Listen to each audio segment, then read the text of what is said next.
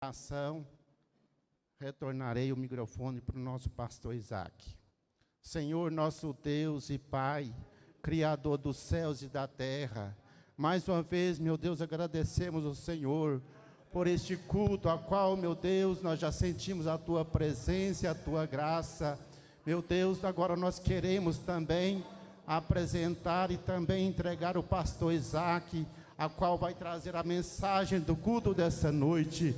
Que nós possamos, meu Deus, ficar atento à Tua palavra e que nós possamos sentir o Teu poder e a Tua graça, porque nós viemos aqui para cultuar e para aprender mais da Tua palavra. É o que nós pedimos a Ti e agradecemos, em nome de Jesus.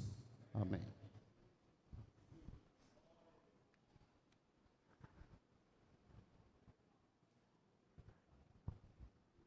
Glória a Jesus. Com alegria quero cumprimentar toda a igreja com a paz do Senhor. Tudo bem com os irmãos? Amém.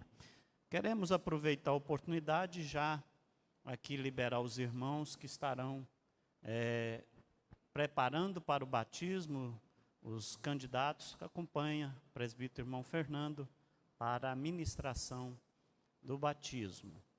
Eu quero convidar os irmãos para nós já ler a palavra de Deus, aproveitando que os irmãos estão de pé. Nós vamos abrir aí no primeiro livro de Gênesis. Nós estaremos hoje desenvolvendo mais um assunto. Eu até tinha dito para os irmãos que iríamos estudar sobre a doutrina dos anjos, mas nós achamos melhor dar sequência e falar hoje da doutrina do homem. E depois, mais na frente, nós vamos estudar doutrina dos anjos. Gênesis, capítulo 1, versículo 26, e o capítulo 2 e o versículo 7. No livro do Gênesis, o capítulo 1, versículo 26, e depois o capítulo 2 e o versículo 7. Nós vamos entender, meus irmãos, que esses versículos, eles estão em consonância com o tema que nós queremos desenvolver, que é falar um pouquinho sobre a doutrina do homem.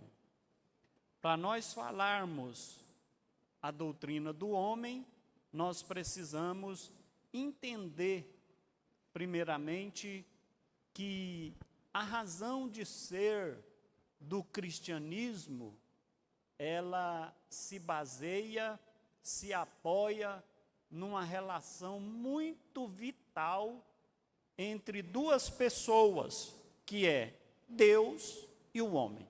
Nós estudamos aqui a primeira ministração, falamos sobre a doutrina de Deus, e nós aprendemos Deus como uma pessoa. Deus é uma pessoa. Da mesma forma, Jesus Cristo é uma pessoa, o Espírito Santo é uma pessoa, e o homem também tem personalidade, é uma pessoa. Então, o versículo que nós vamos ler, nós vamos entender já essa origem e a criação do homem.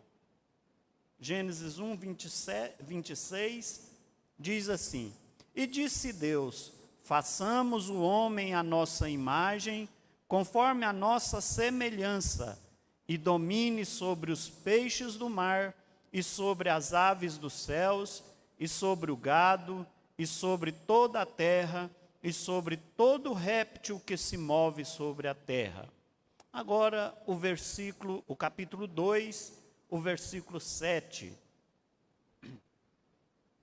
E formou o Senhor Deus o homem do pó da terra, e soprou em seus narizes o fôlego da vida, e o homem foi feito alma vivente.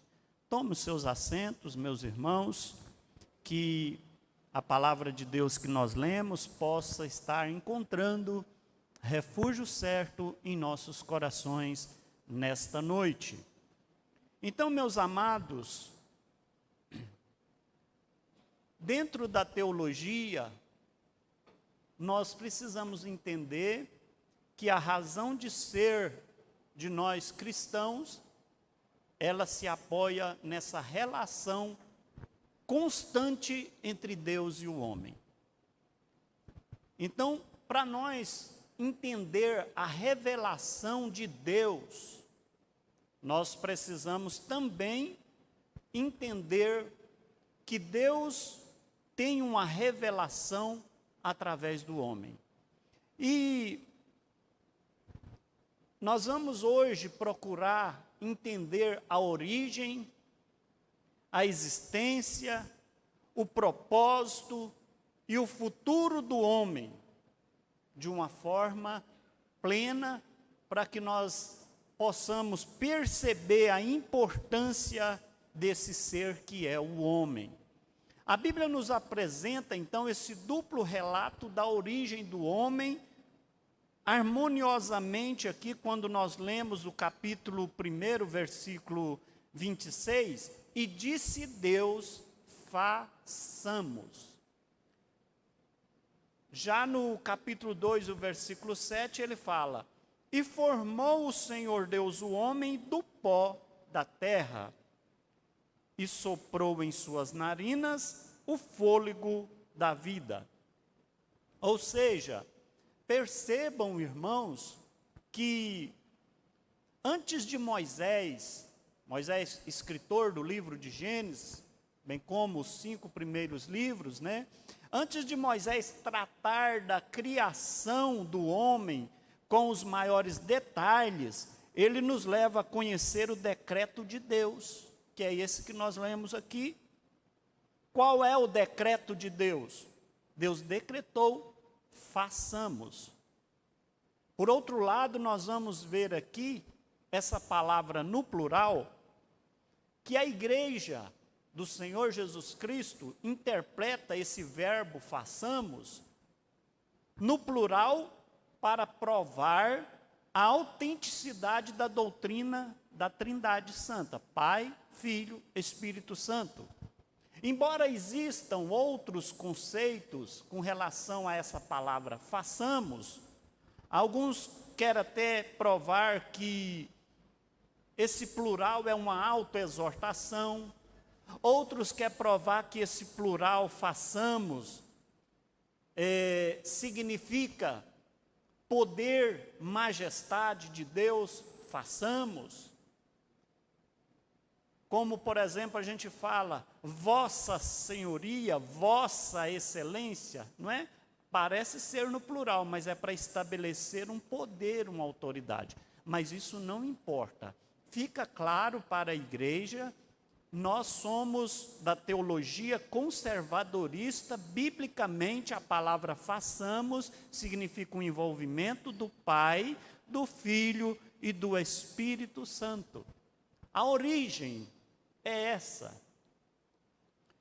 Então, a criação do homem, meus irmãos, foi precedida por um solene conselho divino, baseado no Pai, no Filho e no Espírito Santo.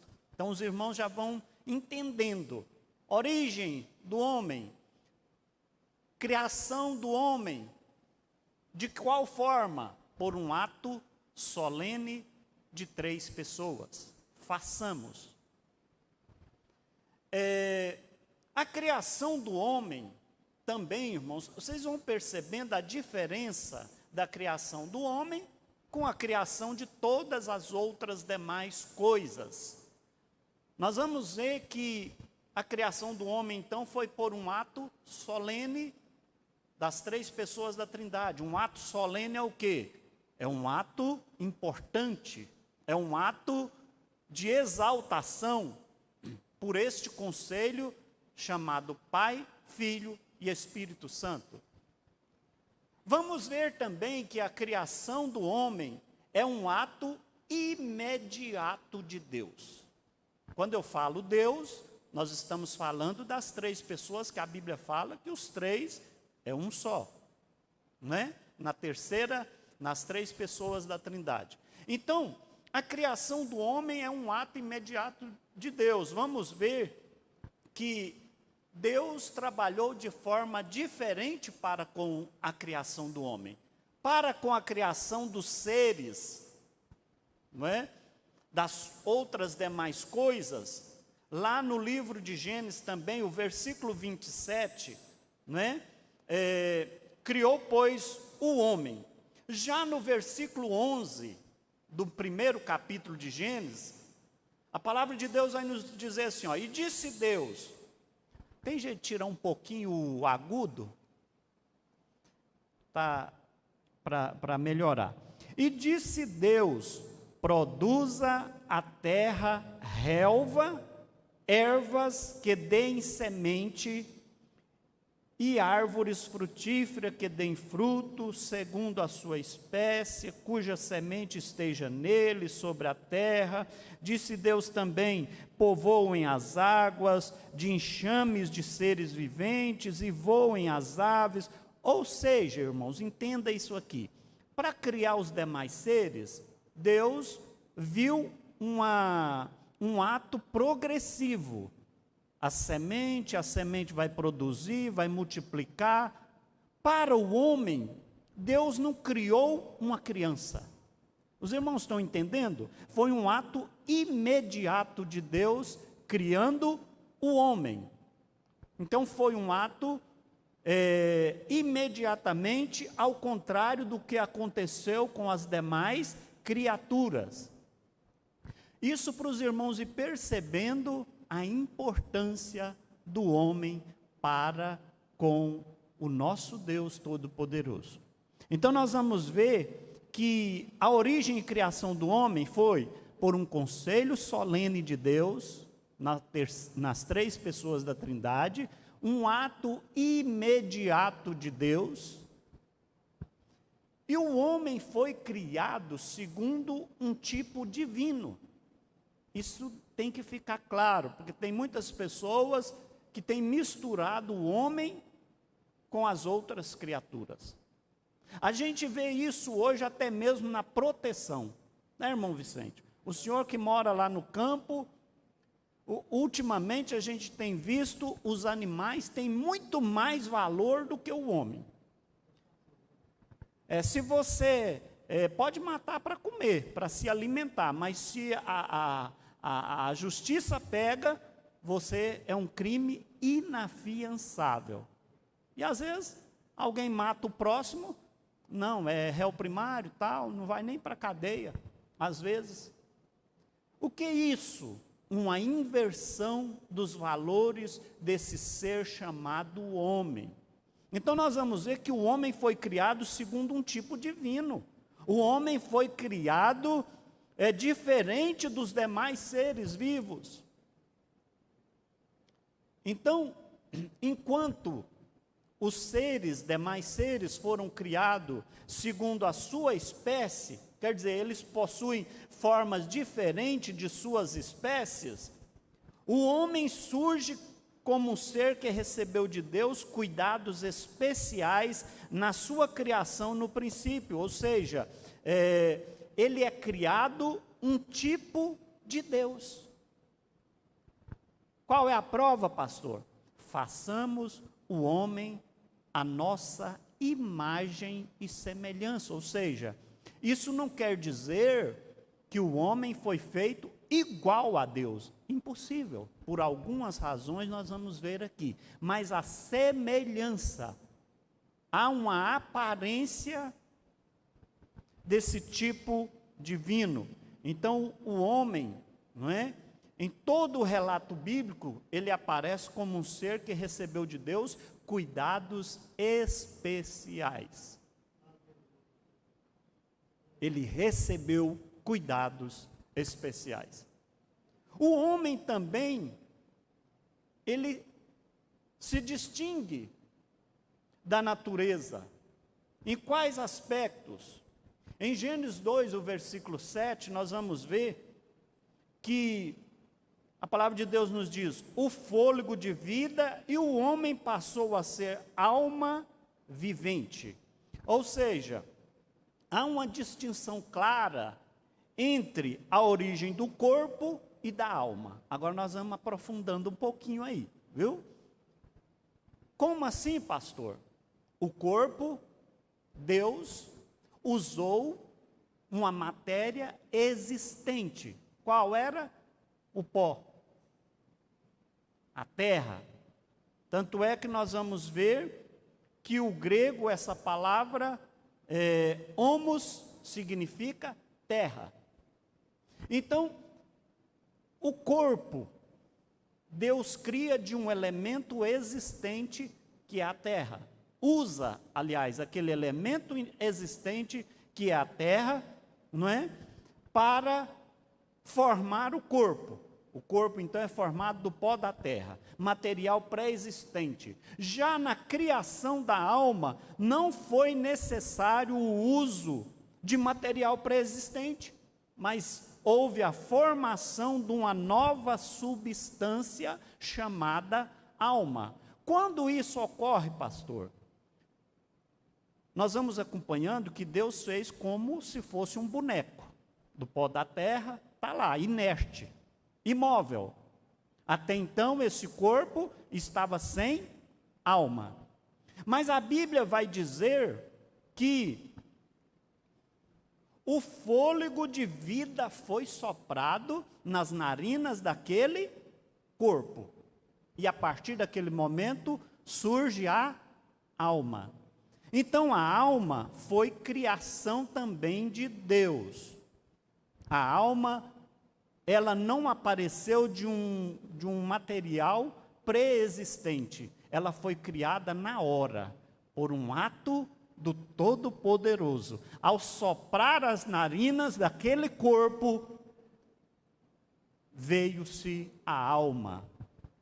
Então nós vamos entender que os elementos da natureza humana, irmãos, se distinguem dos animais em todos os aspectos. Nós estamos indo para provar quanto o ser humano é valoroso para Deus. O quanto essa criação do homem está no coração de Deus. O homem, então, meus irmãos, foi criado coroa da criação. Ou seja, Deus completou a obra que ele havia feito ao produzir todas as coisas. O homem completa. A coroa é o quê? Aquilo que vem adornar, é aquilo que vem complementar, satisfazer a vontade de Deus. Então o homem foi criado coroa. Na palavra de Deus, a Bíblia fala que esse homem é a obra-prima de Deus. É a mesma coisa de falar assim, ó, de primeiríssima qualidade. Pronto, ficou perfeito. Deus, diz a Bíblia, que tudo que ele fez, ele viu que era bom. Com o homem não foi diferente. Nós vamos ver que foi dever e privilégio do homem fazer com que toda a natureza e todas as demais coisas criadas foi colocada debaixo do governo do homem. Não é isso? Deus então criou todas as coisas, cria o homem, produz o corpo do homem, sopra as narinas, traz a alma e coloca todo o governo das demais coisas sobre o governo do homem. Nós vamos ver então, para que esse homem que recebeu o poder de governar sobre todos os demais seres, pudesse também glorificar o Todo-Poderoso. Deus tem um propósito nisso. Deus não criou o homem como um ser qualquer, como um animal qualquer. Um propósito muito importante. Então, o homem foi criado coroa da criação. Perceberam, irmãos, essa parte introdutória? O homem foi criado com diferença aos demais seres. Até aqui nós sabemos, então, como foi a criação do homem, qual é esse ato. Já sabemos sobre o corpo e a alma, como surgiu, e vamos avançar um pouquinho mais. A palavra de Deus vai nos dizer um pouquinho sobre a natureza do homem. E quem primeiro questionou a Deus sobre esse homem feito à imagem e semelhança de Deus, foi o patriarca Jó. Se os irmãos abrir a Bíblia, lá em Jó, capítulo 7, versículo 17 e 18, Jó questiona. Jó, capítulo 7, versículos 17 e 18, Jó vai dizer assim: que é o homem para que tanto o estimes? Jó já tinha percebido isso, irmã Miriam. Jó já tinha visto que esse homem tinha um privilégio muito grande aos olhos de Deus. Então Jó vai falar: que é o homem para que tanto o estimes e ponha nele o teu cuidado, e cada manhã o visites, e cada momento o ponhas à prova? Jó está perguntando para Deus. Jó está impressionado com o valor que Deus havia dado ao homem. Interessante que também teve um salmista que indagou. Depois de Jó veio o salmista que pôde dizer: que é o homem que dele te lembres? Senhor, quem é o homem para que dele tome conhecimento? E o filho do homem para que o estimes? Lá no Salmo 144, versículo 3. Uma outra admiração pela estima que Deus tem para com o homem. Então, a natureza do homem, nós vamos agora falar de espírito, vamos falar de alma e vamos falar de corpo. E não é fácil distingui-los, espírito, alma e corpo, mas nós vamos tentar, com a graça de Deus, nós vamos tentar explicar para os irmãos como funciona isso. Existem muitas pessoas que fazem confusão, existem muitas pessoas que dão um valor indevido à alma, ou às vezes ao espírito, ou ao corpo. Quantas pessoas idolatram o corpo, e o corpo é tudo, mas nós vamos ver que cada um está aqui no seu devido lugar. Interessante que os escritores bíblicos, especialmente do Antigo Testamento, não tinham muita preocupação em distinguir o espírito da alma, ou vice-versa, a alma do espírito. Lá no Velho Testamento quase não tinha essa preocupação em distinguir espírito e alma, mas existe uma grande diferença entre espírito e alma. Já no Novo Testamento, nós vamos ver que essa distinção espírito e alma já vem com a revelação progressiva de Deus. Deus já vai permitindo que o homem vá entendendo essa distinção entre espírito e alma. Eu fico imaginando, pode ser com a chegada do Espírito Santo, uma das três pessoas da Trindade que Jesus enviou aqui para a terra. Então houve uma maior necessidade de entender espírito e alma. Amém, irmãos? E aí nós vamos ver que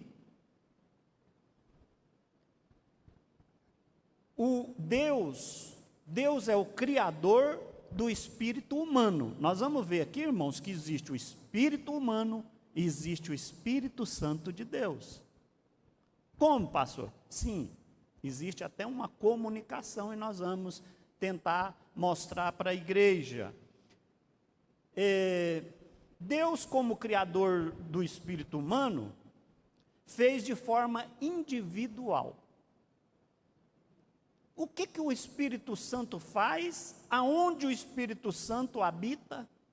Nós vamos entender. O Espírito Santo, ele habita na parte interior da natureza do homem.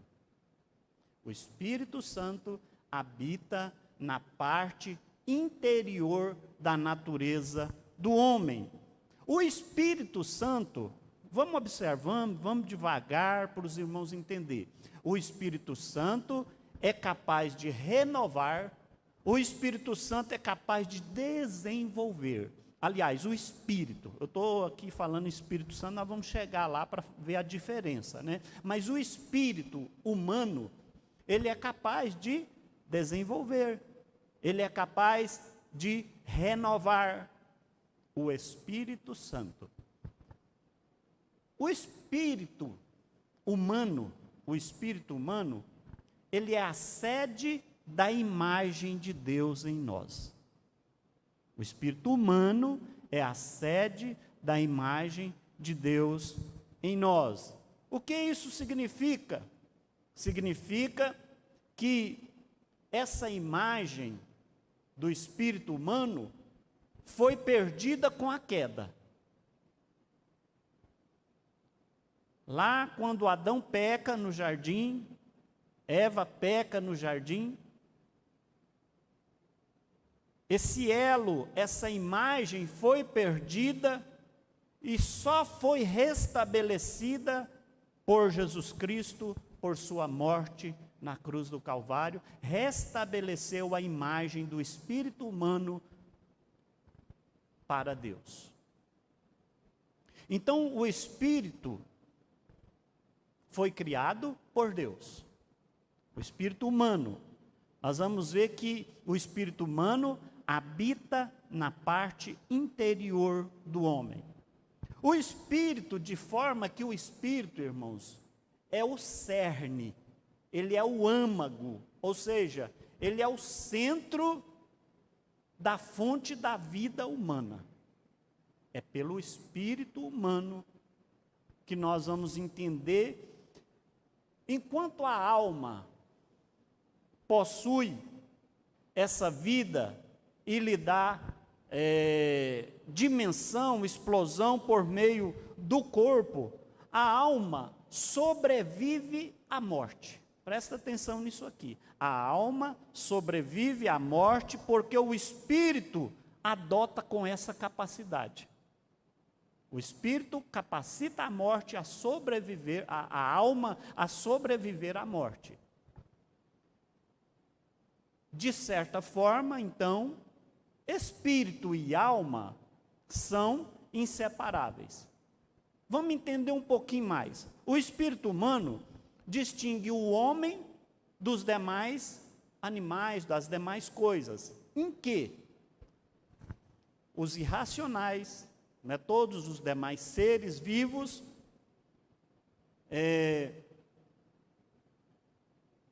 não possuem espírito. Essa é uma grande diferença. Não é? Vamos entendendo aqui, então, que o espírito é o canal através do qual o homem pode conhecer a Deus. O espírito é o canal através do qual o homem pode conhecer a Deus e as coisas inerentes ao seu reino. Isso é função do espírito. Então, repetindo, o espírito humano distingue o homem das demais coisas criadas. Os irracionais possuem uma vida comum, mas não possuem espírito. Viu, irmãos? Os animais não possuem espírito. Mas vamos ver que eles possuem alma. É interessante, né? Mas nós vamos ver aqui também que tem uma diferença dessa alma dos animais. E a alma do homem? Depois nós vamos poder, às vezes, retornar para melhor entendimento dos irmãos. A alma é uma entidade espiritual, ela é incorpórea, pode existir dentro ou fora do corpo. Estão entendendo? O espírito habita no íntimo, no interior do homem. A alma é incorpórea, ela pode habitar dentro ou fora do corpo. Vamos perceber que a alma é um espírito que habita um corpo ou nele tem estado, como as almas dos que tinham sido mortos por causa da palavra de Deus e pelo testemunho de Jesus Cristo. Vamos provar que a alma, ela pode viver fora do corpo?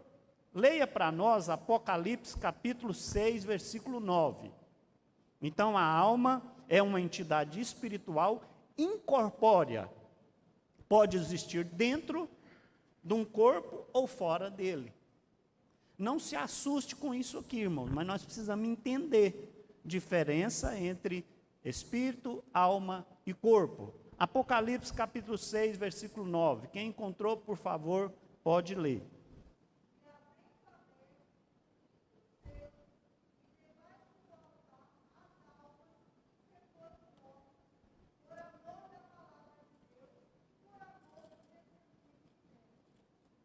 Viu aí, irmãos? Apocalipse, capítulo 6, versículo 9. Eu vou repetir porque eu estou aqui com o microfone, até por causa dos irmãos também que estão lá na live, né? E havendo aberto o quinto selo, vi debaixo do altar as almas dos que foram mortos por amor da palavra de Deus e por amor do testemunho que deram. Entenderam? Então, a alma é incorpórea, pode estar dentro do corpo ou fora do corpo, não é? Amém, irmãos? Até aqui? E o corpo do homem? O corpo das três entidades que formam o homem, o corpo é aquela sobre a qual a Bíblia menos fala. Interessante, né? Que a Bíblia menos fala a respeito do corpo. Contudo, à luz daquilo que nós estamos estudando, que a Bíblia apresenta, o que nós sabemos é que o corpo humano é o instrumento, é o tabernáculo, a oficina do Espírito. Eu acho que está ficando fácil para os irmãos entender. O Espírito habita a parte interna. O Espírito renova. O Espírito reforça. A alma pode ser, ela é incorpórea, habita dentro e fora do corpo, não é? O corpo, então, é um instrumento. Não é assim que a Bíblia fala? Nós somos o tabernáculo de Deus, nós somos o templo onde Deus habita, ou seja, querendo dizer que o Espírito Santo habita o corpo, e o espírito humano também habita o corpo. Há um contato entre o espírito humano e o Espírito de Deus, ou o Espírito Santo, ou o Espírito Eterno, o Espírito de vida, não é que nós já falamos na terça passada. Então, ele é o meio pelo qual o Espírito se manifesta, o corpo é o meio pelo qual o Espírito se manifesta e age no mundo visível e material. O corpo é que demonstra as nossas atividades, as nossas ações, é através do corpo. Ele é o tabernáculo, ele é o instrumento, né? E como o corpo é o órgão dos sentidos, é ele que liga, que une o espírito ao universo material. Pelo corpo o homem pode ver, pelo corpo o homem pode sentir, pelo corpo o homem pode apalpar o que está à sua volta, diferente do espírito, diferente da alma. Amém, irmãos? A Bíblia usa algumas figuras para denominar o corpo do homem, né? Quanto à sua transitoriedade, nós sabemos que o corpo, lá quando houve o pecado, Deus decretou um limite de vida para o homem, né? Nós falamos na semana passada, 120 anos, não é isso que a Bíblia diz? Ali houve um limite. Por quê? Porque o plano de Deus, o projeto de Deus, era de que o homem tivesse vida eterna. Pastor, mas não estava no projeto de Deus que o homem ia pecar? Deus não criou o homem para o pecado. Porém, Deus deixou ele com a escolha, com a livre escolha. Nós vamos ver então que alguns nomes, né, dados ao corpo: casa ou tabernáculo, templo. Esses nomes, né, retratam o corpo. Agora, existe uma glória futura do corpo. Ou seja, a crença na ressurreição do corpo como meio de glorificação do mesmo é tão antiga quanto a crença em Deus no Antigo Testamento. Lá onde no livro de Jó, ele vai expressar o seguinte, irmãos, olha, isso lá no Velho Testamento. Ele vai falar assim, ó: porque eu sei que meu Redentor vive, e por fim se levantará sobre a terra, depois, revestido este meu corpo da minha pele, em minha carne verei a Deus. Vê-lo eu por mim mesmo, os meus olhos o verão, e não outros. Ou seja, nós cremos na ressurreição, nós cremos num corpo glorioso, não é isso que nós aprendemos? Nossos corpos serão transformados em corpos gloriosos. Inclusive, a última dessas séries de lições aqui, nós vamos falar das últimas coisas, doutrina das últimas coisas. Nós vamos falar aqui do reino milenial, nós vamos falar aqui do arrebatamento da igreja, nós vamos ver que durante o reino milenial, a igreja que foi arrebatada, ela estará em corpo glorioso, diferente das pessoas que vão nascer no milênio. Enquanto alguns nascendo no milênio têm corpo corruptível, a igreja arrebatada e volta no reino milenial em corpo glorioso.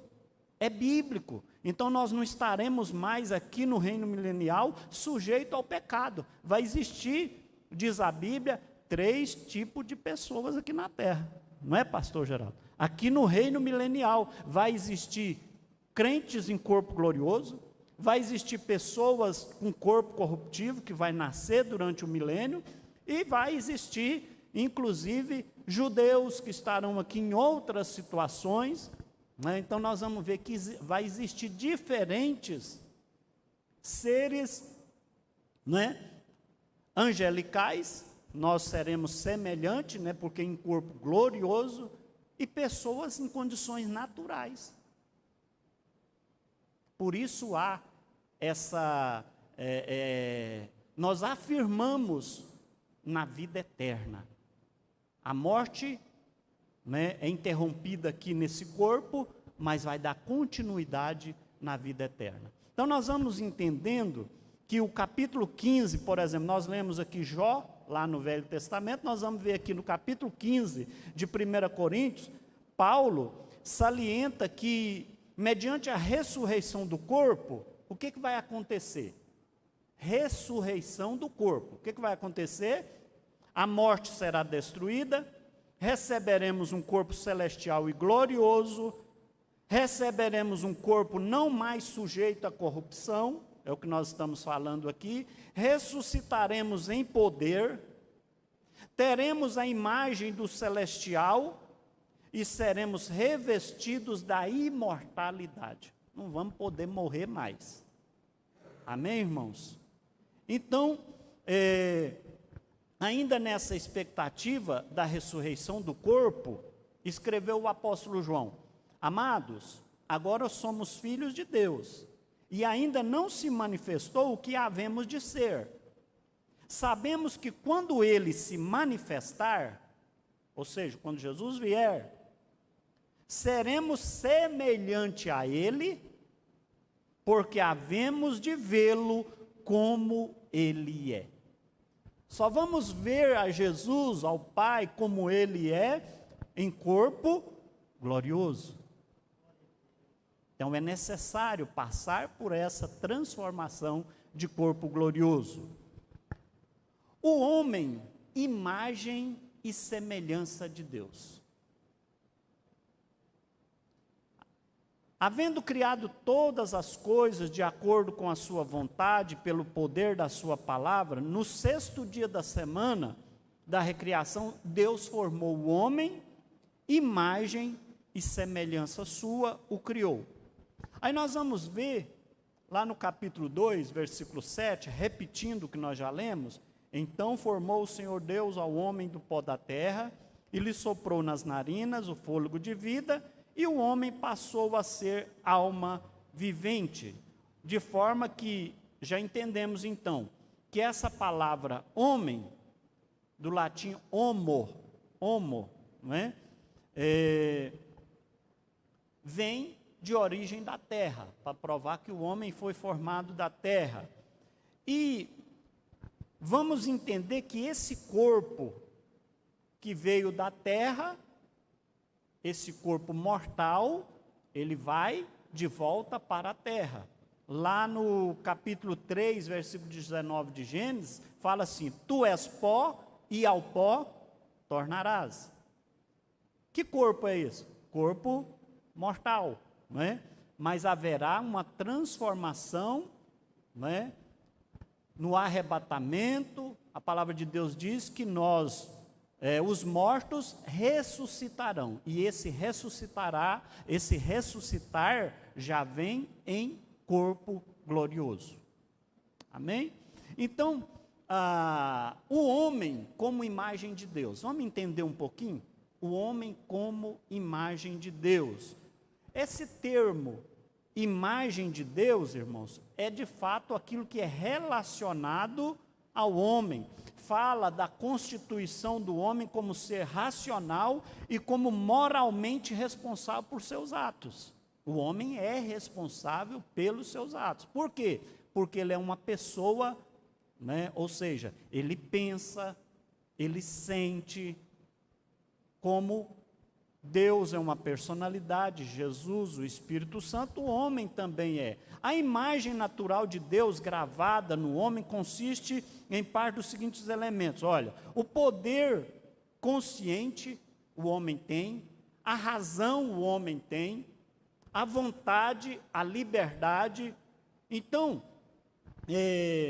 há uma diferença grande do homem com os animais. Vamos entender melhor isso aqui, irmãos? Vamos dizer que se isola o homem, né, ou uma mulher, num lugar, e diz para ele: olha, aqui está essa comida, e você tem essa comida aqui para 60 dias. Qual vai ser a reação desse homem ou dessa mulher? Isso é visto muito, né, em filmes. Pessoal que serve o exército, vai lá para o meio da mata e fala: ó, você tem essa comida aqui para passar tantos dias. O que esse homem vai fazer? Ele vai regrar aquilo ali. Todo dia um pouquinho, porque ele vai pensar lá na frente. E o animal, irmãos, o que acontece se você colocar lá uma comida para o animal? Você pode falar para ele: olha, isso aqui é para você comer, vai ter que durar a semana toda. Então há uma diferença muito grande, né? Porque esse ser humano é criado à imagem e semelhança de Deus, com reações, com intelecto, com vontade. Então, o primeiro ponto que serve de distinção entre o homem como imagem de Deus é a consciência, né, própria que o homem tem. O homem tem o dom de fixar em si mesmo, né, o pensamento, ele é consciente de sua própria personalidade. Então nós vamos entender que o homem, enquanto imagem de Deus, tem consciência própria. É por isso que Deus deixou para ele escolher, porque ele tem consciência própria. Então nós vamos entender, irmãos, como imagem de Deus que o homem é, ele ainda se distingue dos irracionais de que forma? Pelo poder de pensar em coisas até abstratas, né? O homem pensa, pela lei moral que se evidencia no seu comportamento. Então ele está sempre buscando melhorar o seu comportamento. Esse deve ser o homem segundo a imagem de Deus. Capacidade de fixar um alvo maior, não é? O homem tem um potencial, ele vive a intensidade, né, dessa vida. Vamos ver mais um exemplo? Quantos irmãos aqui já viram e conhecem aquela ave chamada João de Barro? Desde que eu entendo por gente, o João de Barro habita numa casinha feita de barro, com a janelinha, diz a lenda que tem uma divisóriazinha lá, que se a esposa do João de Barro for infiel, ele fecha ela lá. Lenda, não sei se é verdade. Às vezes alguém vai falar, é verdade, pastor, porque eu já vi. Não, mas desde que eu entendo por gente, o João de Barro mantém aquela casinha ali do mesmo jeito. E o homem?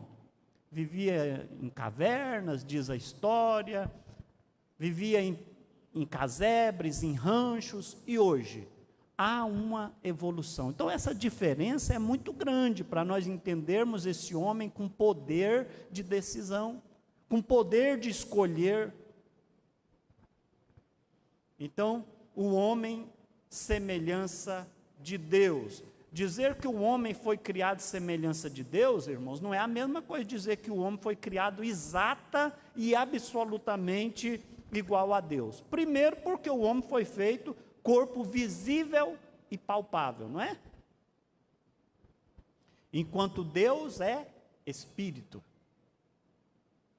Pastor, mas o senhor falou que Deus é uma pessoa? É uma pessoa que vive em espírito.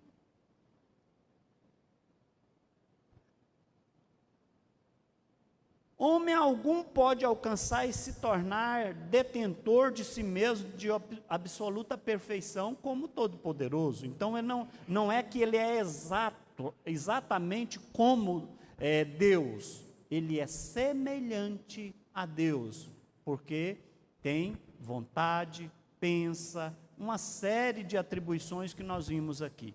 Então, irmãos, que tipo de semelhanças existe entre o homem e Deus? A primeira é a semelhança natural. Semelhante, o homem se parece com Deus.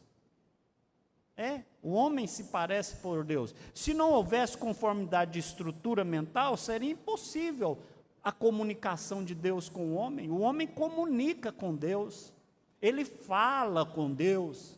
Deus deu esse direito do homem falar-se com ele. Então a primeira semelhança é a semelhança natural. O homem é uma pessoa, assim como Deus é uma pessoa, não é? Numa esfera infinitamente superior, Deus está. E aí, a semelhança entre um e outro está no espírito, naquilo que o homem é e na sua natureza pessoal. Então, a semelhança natural entre Deus e o homem perdura sempre, porque o homem jamais deixará de ser uma pessoa como Deus é uma pessoa. Então, há essa semelhança natural. Mas há também a semelhança moral. Nós vamos ver aqui, olha, lá em Eclesiastes 7, o versículo 29, irmãos, diz a Bíblia que Deus fez o homem reto. Ou seja, Deus criou o homem perfeito, irmã Badia. Deus fez o homem de forma correta. Nós vamos ver que essa semelhança consiste nas qualidades morais que faziam. Então, até o pecado, Deus criou o homem de forma plena e perfeita. Aqui, o homem foi criado dotado de relativa perfeição. Relativa perfeição. Se nós analisar esse organismo aqui, né? Quantas veias, o sangue, essa máquina que é o homem, que é o ser humano, nós vamos ver que Deus quis criá-lo de forma perfeita. Mas ele deu lugar ao diabo, comendo da árvore do conhecimento do bem e do mal, o homem ficou condicionado e escravizado ao mal. Percebam? Então não era esse o propósito de Deus. A semelhança entre o homem e Deus sofreu dano com a queda do homem. E foi com o objetivo de restaurá-la que Cristo morreu na cruz. Hoje, milhões de filhos de Deus em toda a terra têm essa nova identidade, porque a comunhão foi restaurada com Deus. Então, a semelhança entre o homem e Deus tem outros aspectos. Vamos ver? Um dos aspectos, a semelhança triuna, ou seja, o homem sendo um ser tríplice e Deus um ser triuno. Ser triuno, Pai, Filho, Espírito Santo. O homem, alma, corpo, espírito. Estão entendendo, irmãos? Há essa semelhança, não é? Uma semelhança que inclui a imagem pessoal, pois tanto Deus como o homem possuem personalidade. Nós já falamos aqui. Deus pensa, Deus age, Deus sente. O homem também, pela mesma forma. Essa semelhança envolvendo a existência interminável, como a que Deus dotou o homem, ou seja, o homem vai existir eternamente, irmãos. Só que nós vamos ler lá no Evangelho de São Mateus, capítulo 25 e 46, há uma diferença. No Evangelho de São Mateus 25, 46, diz o seguinte: irão estes para o tormento eterno, ou seja, não cessa. Tem muitas pessoas achando que a vida morre aqui. Vamos viver regaladamente, vamos aproveitar muito essa vida aqui, porque é o que nos resta mesmo. Vamos curtir bem essa vida. Mas esquece que não é bem assim. Evangelho de São Mateus, capítulo 25, 46. Irão estes para o tormento eterno, mas os justos para a vida eterna. Percebam que todos são eternos, com uma diferença de direção, de alvo, de fim. Então, meus amados, nosso tempo já está estourando aqui. O destino do homem, primeiro, foi destinado para viver aqui neste mundo, né? Aí pode pensar assim, foi destinado a viver eternamente? Também. Mas há uma mudança no curso quando da morte. Morreu em Cristo, aguarda para cumprir, como diz lá no Evangelho de São Mateus, os justos para a vida eterna. Morreu sem Cristo, aguarda para ir para o tormento eterno. Então não termina, tem um destino aqui de forma eternamente, não é? Então o homem foi destinado à vida no mundo, foi destinado para amar o próximo. Presta atenção nisso aqui.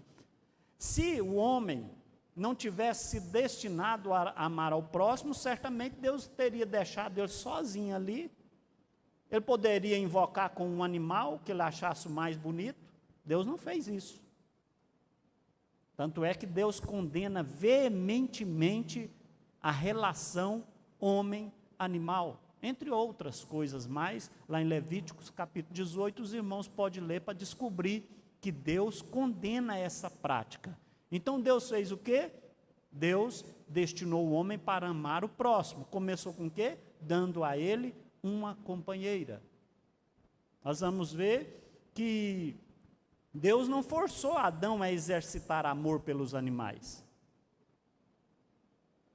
Ele só viu que não era bom que o homem estivesse só. Não é isso? E essa parte todos nós conhecemos muito bem. Então, Deus destinou o homem para viver nesse mundo por um tempo. Deus destinou o homem para amar o próximo. Deus destinou o homem para dominar a criação. Lá fala que dominai sobre os peixes do mar, sobre as aves do céu, sobre tudo, né? Deus destinou o homem para louvor a ele, viu, irmãos? Isso aqui é algo grandioso. O homem foi feito para louvar a Deus. O salmista Davi, no Salmo 8, ele fala dessa superioridade do homem sobre os seres criados. O rei Davi vai falar aqui, vai mostrar lá no Salmo 8, a partir do 5, fala assim, ó, contudo, pouco menor o fizeste do que os anjos, e de glória e de honra o coroaste. Fazes com que ele tenha domínio sobre as obras das tuas mãos, tudo puseste debaixo de seus pés, todas as ovelhas e bois, assim como os animais do campo. E lá no final fala assim: Senhor nosso, quão admirável é o teu nome sobre toda a terra. Aqui nós já estamos louvando a Deus. Quando a gente fica maravilhado sobre a criação de Deus, como nós somos criados à semelhança de Deus, essa maravilha que nós sentimos, que sai do nosso íntimo, já é um louvor a Deus. E nós somos feitos para louvar a Deus. Então, o homem, face à sua pecaminosidade, como o homem pecou, né, ele não tem sido capaz de viver na sua plenitude como Deus criou ele. Esta vocação que Deus destinou, mas graças ao propósito e poder da obra realizada por Jesus Cristo, houve essa restauração, porque senão o prejuízo tinha sido muito maior. E finalizando, provação e queda do homem, só para finalizar aqui. A liberdade do homem, irmãos, incluía necessariamente o poder de escolher ou recusar o bem e o mal. Tem que deixar isso aqui claro. Ele teve essa liberdade. Ela tinha uma finalidade didática, essa escolha do homem, essa provação do homem. Qual era a finalidade? É porque Deus era mau e Deus quis que ele pecasse? Não. Deus não tinha esse propósito proibitivo para o homem. O propósito de Deus era testar a capacidade de obediência do homem, promover o seu crescimento espiritual e moral. Deus queria isso para o homem, para ele viver eternamente em harmonia com todas as coisas. Aí vem a queda, todos nós conhecemos muito bem. Os 5 passos da queda, né? Está lá no capítulo 2 de Gênesis, e os versículos 6 a seguir, fala: olhou, desejou, tomou, comeu, morreu.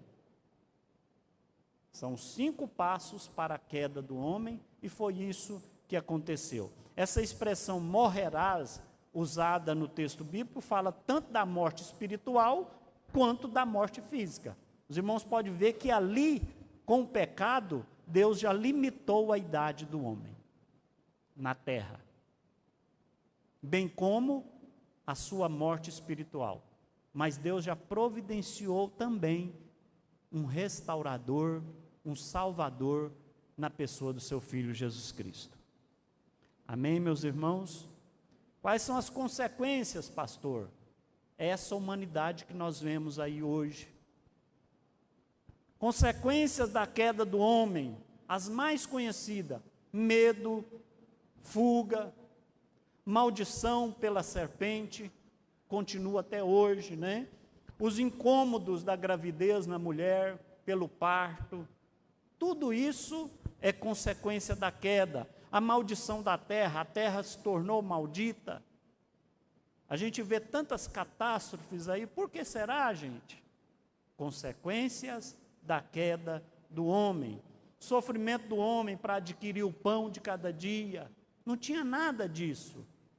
Mas com a queda vem a consequência. Conhecimento do bem e do mal. O homem vivia ali era uma dispensação da inocência.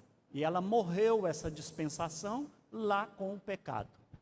Logo já veio a dispensação da consciência, com o pecado, né? A expulsão do jardim do Éden, a obstrução do caminho que dava acesso à árvore da vida, foi obstruída, o homem já não podia mais chegar até lá, já não pode, né? A morte espiritual, a perda da semelhança moral com Deus, isso foi perdida lá no pecado. O homem que até então tinha uma semelhança moral, de perfeição, de inocência, de pureza, foi perdido, não é? Escravidão ao pecado ou ao diabo, existência física reduzida, que é a idade, corrupção dos poderes do homem, é o que a gente mais vê hoje, a corrupção, e a sujeição às enfermidades. Tudo isso consequência da queda do homem. mas nós estamos aqui, a igreja está de pé, para dizer que nós, mesmo que esse corpo aqui terreno tombe à sepultura, nós estaremos recebendo um corpo glorioso, revestido da graça de Deus. Amém? Que Deus abençoe a igreja, que nós possamos, irmãos, entender essa doutrina da criação do homem como ato agradável de Deus. Deus quer sempre que você esteja o adorando, o exaltando, através da restauração dessa comunhão do nosso Senhor Jesus Cristo. Nós temos agora esse privilégio, inclusive, de chegar até o trono de Deus. Antes não podíamos, mas hoje não. Hoje nós podemos nos aproximar de Deus pelo sangue de Jesus Cristo vertido na cruz. Então a Ele toda glória, toda honra, todo louvor, porque Ele é o Criador de todas as coisas. Amém? Deus abençoe a nossa igreja, Deus abençoe os nossos irmãos, os nossos ouvintes aí pela rede social, e nós queremos com isso dar por encerrado essa quinta ministração, né? E acredito que na próxima terça-feira estaremos falando aqui da doutrina do pecado. O que é doutrina? É um fundamento que tem sua tese, sua defesa. Nós vamos falar aqui do pecado, né? Então, não perca, venha na próxima terça-feira e vai ser uma bênção para a sua vida espiritual. Amém?